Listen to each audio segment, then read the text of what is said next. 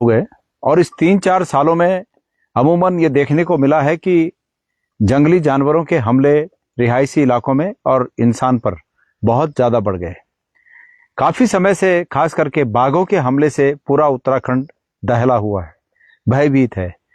सरकार से तमाम गुहारें जगह जगह से हर जिले से लगाई जा रही हैं कि सरकार इस पर कुछ करे, इसके कारणों का पता लगाए। लेकिन सरकार को लगता है कि जब बिना कुछ किए ही हम सरकार में आ जाते हैं तो फिर करने की जरूरत क्या है। मैं इस समय गजा और खाड़ी, ये दो स्थान हैं, करीब 20 किलोमीटर का फासला इन दोनों जगहों में है, जो कि जनपद टिहरी गढ़वाल में है। मैं यहाँ पर हूँ और इन दोनों जगहों के बीच आप सामने से देख रहे हैं कि जंगल में क्या भारी आग लगी हुई है। ये सिर्फ इस जगह की कहानी नहीं है, पूरे उत्तराखंड के जंगलों की यही कहानी है। और बात यह है कि हम सरकार को कहते हैं कि सरकार बाघों से निजात दिलाइए, तो सरकार कुछ करने को तैयार नहीं है।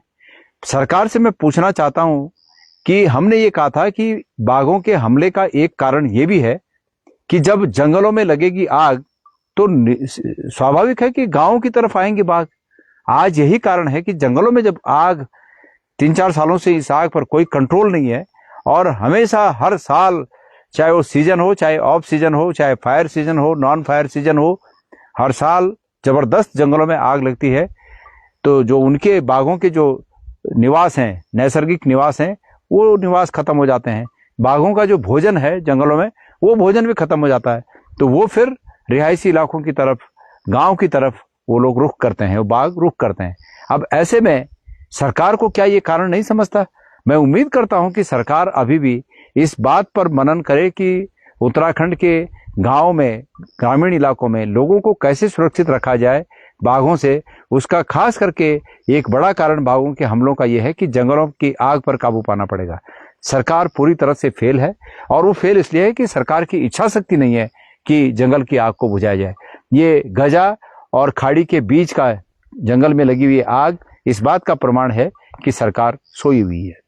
मैं उम्मीद करता हूं लोगों से कि लोग इस सरकार को जगाने का प्रयास करें और अगर न जगे तो लोकतंत्र में फिर आखिरी इलाज ये है कि इस सरकार को बदलने के लिए कृत संकल्पित हों।